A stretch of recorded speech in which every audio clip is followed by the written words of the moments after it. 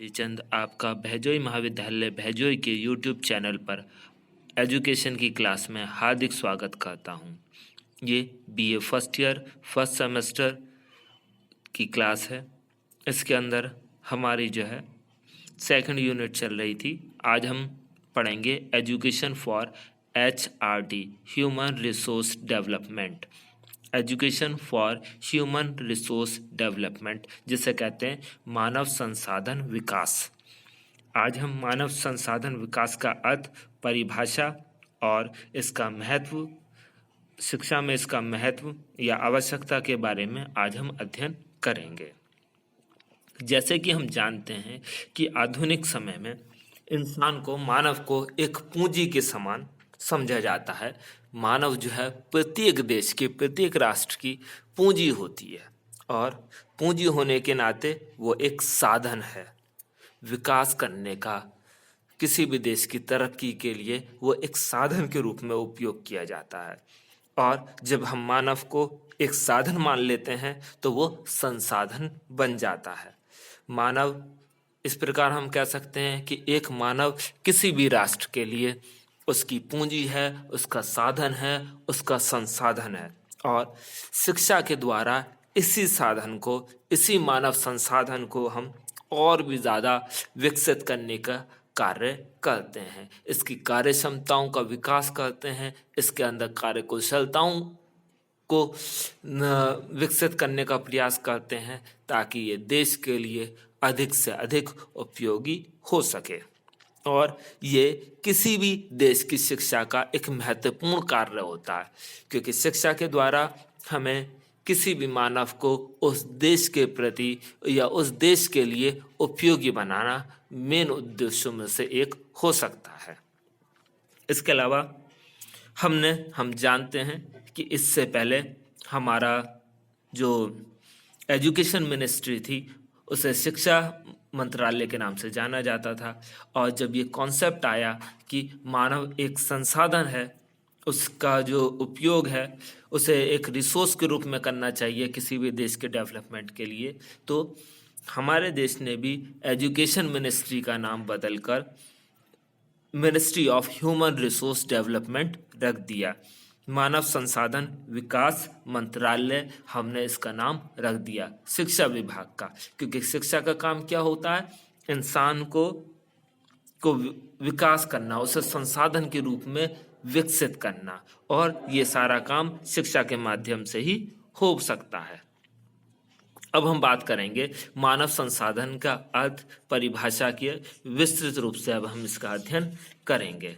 जैसा कि हम जानते हैं कि किसी भी संगठन की क्षमता, उसकी प्रतिष्ठा, उसकी उपलब्धियां काफ़ी हद तक उसके कर्मचारियों या उसके श्रमिकों की या उसके अधिकारियों की कैसी योग्यता है, उनके अंदर कितनी कार्य कुशलता है, उनकी कार्य क्षमता कैसी है, कार्य करने के लिए उनके अंदर कितनी प्रेरणा है, अभिप्रेरणा है, उनका मनोबल कैसा है, आत्मसम्मान उसके अंदर है या नहीं है, कार्य के प्रति उनकी सुरक्षा है, सम्मान की भावना से अपने कार्य को देखते हैं, उन्हें वेतन कितना मिलता है, ये मजदूरी का स्तर कैसा है, इन सब पर किसी भी संगठन की क्षमता, प्रतिष्ठा और उपलब्धि निर्भर करती है, क्योंकि इन सब का संबंध मानव समुदाय से है, इंसान से है। इसलिए इनका विकास मानव संसाधन विकास प्रबंध या विकास के अंतर्गत आता है और ये महत्वपूर्ण विधा है या शाखा है किसकी? मानव संसाधन प्रबंधन की, ह्यूमन रिसोर्स मैनेजमेंट की एक इम्पॉर्टेंट ब्रांच के रूप में इसे उपयोग में लाया जाता है और इसके द्वारा संगठन में कार्यरत कर्मचारियों को तर्कसंगत तरीके से विकसित किया जाता है, उनकी कार्य क्षमताओं का विकास किया जाता है और संगठन के लिए उपयोगी बनाया जाता है। किसी भी संगठन के जो उद्देश्य होते हैं या लक्ष्य होते हैं, उन्हें प्राप्त करने के लिए चाहे व्यक्ति कर्मचारी हों, चाहे उच्च स्तरीय अधिकारी हों या अधीनस्थ समूह हों, चाहे दल हों या संगठन हो, प्रत्येक स्तर को विकसित करने की आवश्यकता होती है और इसके लिए हमें सतत और नियोजन प्रणाली की आवश्यकता है और इन सब का कार्य करना, इनका विकास करना मानव संसाधन विकास कहलाता है। जब हम कर्मचारियों का विकास करते हैं, अधीनस्थ समूहों का, दलों का विकास करते हैं या उच्च स्तरीय कर्मचारियों का विकास करते हैं, तो इनका विकास मानव संसाधन विकास कहलाता है, क्योंकि ये सारे के सारे हैं तो मानव। अब मानव होने के नाते ये किसी भी देश का संसाधन है और इसलिए इनका विकास मानव संसाधन विकास कहलाता है, क्योंकि मानव को एक संसाधन के रूप में, एक रिसोर्स के रूप में विकसित करने का काम किया जाता है। इसके अलावा मानव संसाधन विकास के जरिए कर्मचारियों के व्यक्तिगत और संगठनात्मक जो लक्ष्य हैं उनके बीच में सामंजस्य, एडजस्टमेंट पैदा किया जाता है, उसे अधिकतम सीमा तक पहुंचाया जाता है और एक ऐसी संस्कृति, एक ऐसी कल्चर को डेवलप करने का प्रयास किया जाता है जिससे कि वरिष्ठ अधिकारी और जो नीचे के अधिकारी हैं उनके बीच में अच्छे संबंध बन सकें, लोग जो है सहयोग की भावना के साथ कार्य कर सकें और एक सभी स्तर पर एक अच्छे कर्मचारियों के रूप में विकसित हो सकें। अब हम इनकी कुछ परिभाषाएं जानेंगे जिनसे हमें मानव संसाधन विकास का जो सही स्वरूप है उसके बारे में जानकारी मिल जाएगी। सबसे पहली परिभाषा है लियोनार्ड नेडलर की। मानव संसाधन विकास संगठित क्रियाओं की श्रृंखला है जो कि एक विशिष्ट समय में व्यवहारिक परिवर्तन लाने के लिए डिजाइन की जाती है। इनका कहने का मतलब है कि मानव संसाधन विकास क्या है, बहुत सी क्रियाओं की एक श्रृंखला है। मतलब इसके अंदर सिर्फ एक काम नहीं किया जाता, ढेर सारी काम को एक सीरीज के रूप में किया जाता है, एक के बाद एक किया जाता है और ये क्या करती हैं, एक विशिष्ट समय में व्यवहार में परिवर्तन लाने के लिए इन्हें बनाया जाता है। व्यवहार में परिवर्तन लाना इनका काम होता है। जितने भी मानव हैं उनके व्यवहार में परिवर्तन लाया जाए किसी विशिष्ट समय में, यही इनका उद्देश्य होता है और जब हम ये काम करते हैं तो ये मानव संसाधन विकास कहलाता है। एम खान के अनुसार मानव संसाधन विकास व्यावसायिक संस्थाओं के सभी स्तरों पर कार्य करने वाले व्यक्तियों में ज्ञान, योग्यताओं एवं घनात्मक कार्य की अभिरुचि को बढ़ाने की प्रक्रिया है। मतलब मानव संसाधन से क्या होता, व्यावसायिक जो संस्थान है वहाँ पे किसी भी स्तर पे जो व्यक्ति काम कर रहा है, चाहे वो किसी भी स्तर पर हो, उसके ज्ञान में हम वृद्धि कर रहे हैं, उसकी योग्यताओं में वृद्धि कर रहे हैं और इससे हम क्या कर रहे हैं, उसके कार्य को और भी ज़्यादा घनात्मक बना रहे हैं, पॉजिटिव बना रहे हैं और उसकी जो अभिरुचि है उसे बढ़ाने का कार्य कर रहे हैं। जब हम ये काम करते हैं जिस प्रक्रिया के तहत, उसी को ही मानव संसाधन विकास कहा जाता है। केसी गुप्ता के शब्दों में मानव संसाधन विकास का अर्थ मौजूदा कौशल की सुरक्षा, रखरखाव, सुधार के साथ साथ मानव के संभावित कौशलों को प्रकाश में लाना ताकि संगठन के साथ साथ उसके स्वयं के कल्याण के लिए भी उनकी उत्पादकता में वृद्धि हो सके। उन्होंने कहा है कि मानव संसाधन का अर्थ क्या है, कौशल की सुरक्षा प्रदान करना और रखरखाव और सुधार के साथ साथ मानव के संभावित कौशलों को प्रकाश में लाना। जो कौशल उसके अंदर छिपे हुए हैं, जिनके बारे में पता नहीं है, उन्हें भी बाहर लेकर आना और संगठन के साथ साथ उस कर्मचारी के भी कल्याण के लिए उत्पादकता में वृद्धि करना। दोनों का विकास, दोनों का फायदा होना चाहिए, मानव का भी और संगठन का भी। और ये जो काम करा जाता है, ये सारे कार्य मानव संसाधन विकास के अंतर्गत आते हैं। CS सांकेर कहते हैं कि मानव संसाधन विकास से विवर्गीय क्षेत्र में विकासात्मक दिशा में सुनियोजित प्रयास है जो कि संगठन में मानव संसाधन के विकास और उसके वर्तमान योग्यताओं को सुधारने तथा नई क्षमताओं को हासिल करने से संबंधित है, जिससे कि संगठन और व्यक्तियों के उद्देश्य प्राप्त हो सके।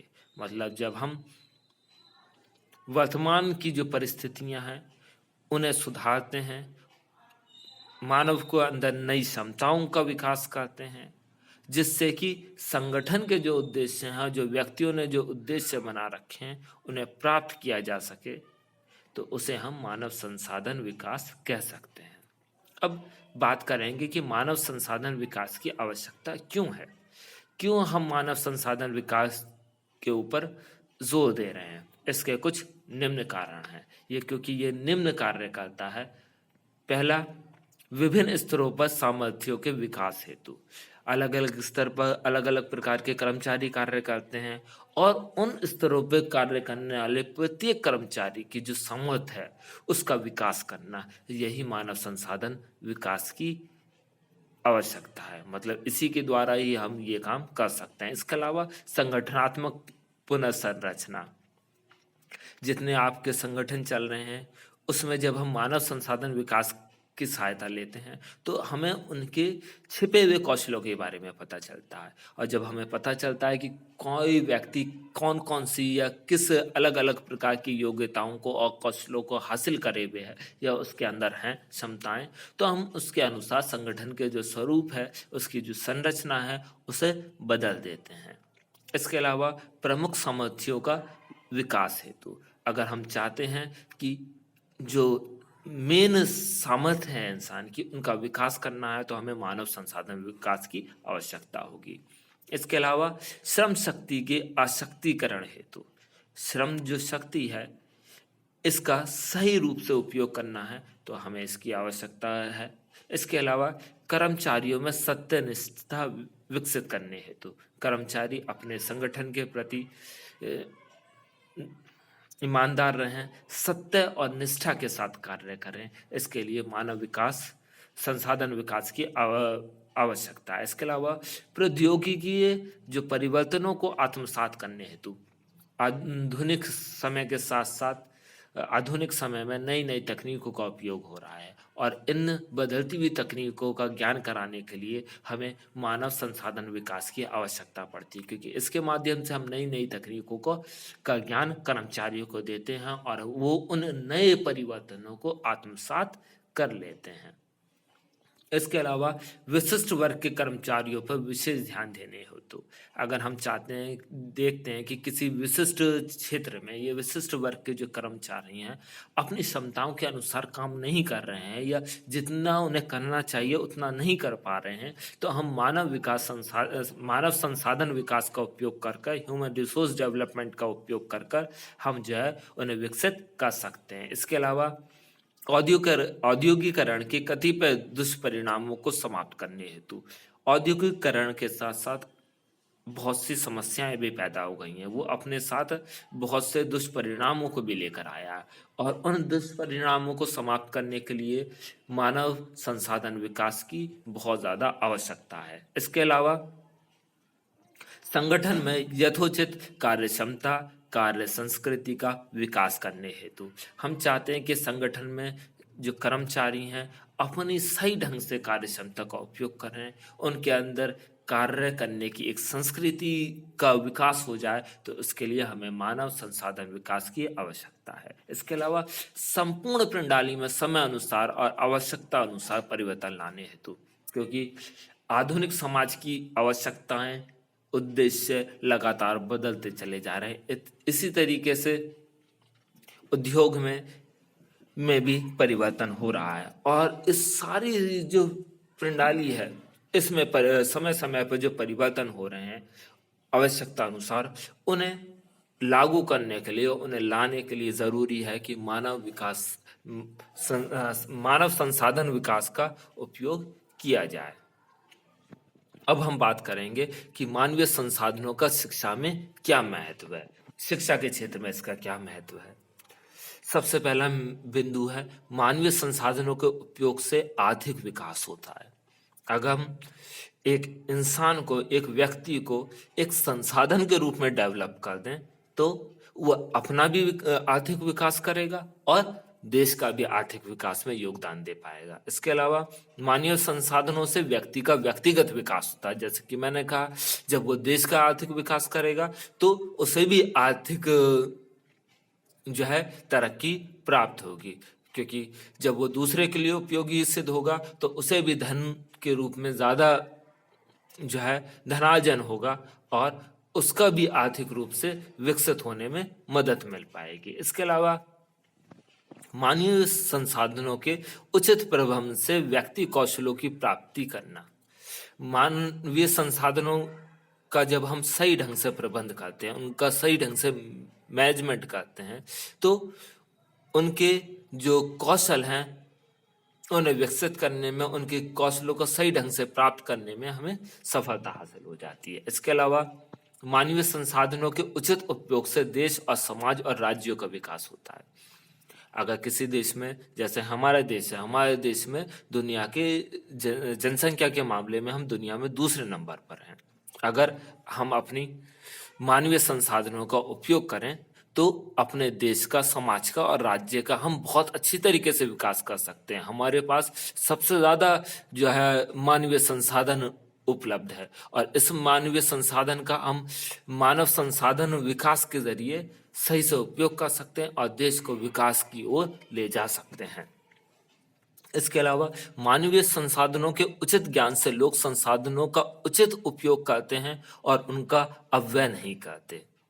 अगर हमें पता चल जाए कि कोई व्यक्ति किस प्रकार की कुशलता रखता है या योग्यता रखता है, उसी तरीके से हम उसे प्रशिक्षण दें और प्रशिक्षण देकर जिस प्रकार की योग्यता है उसी प्रकार के कार्यों में उसे लगा दें, तो हम अपव्यय से बच पाएंगे और हमें ज़्यादा से ज़्यादा मात्रा में जो है उत्पादन प्राप्त होगा, जिससे क्या होगा, मानवीय जो हमारे देश का जो विकास है वो तेजी से बढ़ेगा, मानव का भी विकास होगा और राज्य का भी विकास होगा।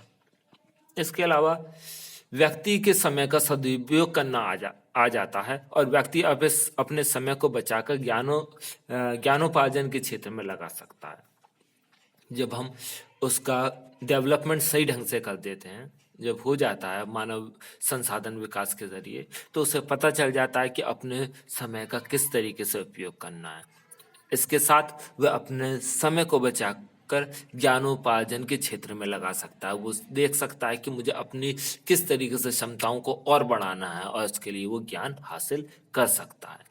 इसके अलावा मानवीय संसाधनों के उचित विकास से लोग अपनी रुचियों को विकसित कर सकते हैं और उन रुचियों का प्रयोग जो है बागवानी, संगीत, भोजन तैयार करने के क्षेत्र में कर सकते हैं। जब आपके अंदर स्किल डेवलप हो जाती हैं तो आप समय बर्बाद नहीं करते हैं और जो समय आपका बचेगा, आपकी कार्यक्षमता बढ़ जाएगी, तो आप उस समय को अपनी रुचियां, अपने जो इंटरेस्ट क्षेत्र हैं उन्हें विकसित करने में लगा सकते हैं। जैसे किसी को बागवानी का शौक है तो उसमें समय दे सकता है, संगीत का शौक है या भोजन तैयार करने का शौक है, तो इन क्षेत्रों में भी इंसान जो है आगे बढ़ सकता है जब उसे अपने कामों से फुर्सत मिल पाएगी। तो इसके अलावा जिस प्रकार शिक्षा का उद्देश्य व्यक्ति को जीविकोपार्जन के योग्य बनाना है, उसी प्रकार मानवीय साधन के उचित उपयोग से व्यक्ति को जीविकोपार्जन के योग्य बन सकता है। हम पहले से जानते हैं कि शिक्षा का एक उद्देश्य क्या है, इंसान को जीविकोपार्जन के योग्य बनाना, और ये इस उद्देश्य की पूर्ति किससे हो सकती है, मानवीय साधनों के उचित उपयोग के द्वारा उसे और भी ज्यादा जीविकोपार्जन के योग्य बनाया जा सकता है। इसलिए मानवीय संसाधन विकास का बहुत ज्यादा महत्व है। इसके द्वारा किसी भी व्यक्ति को समाज के लिए, राष्ट्र के लिए और स्वयं उसके लिए ज्यादा उपयोगी बनाया जा सकता है। वह ज्यादा जीविकोपार्जन कर सकता है, ज्यादा धनोपार्जन कर सकता है और अपना ही नहीं, देश का विकास आर्थिक रूप से कर सकता है। इस प्रकार हमारा ये जो टॉपिक है आज का समाप्त हुआ। धन्यवाद।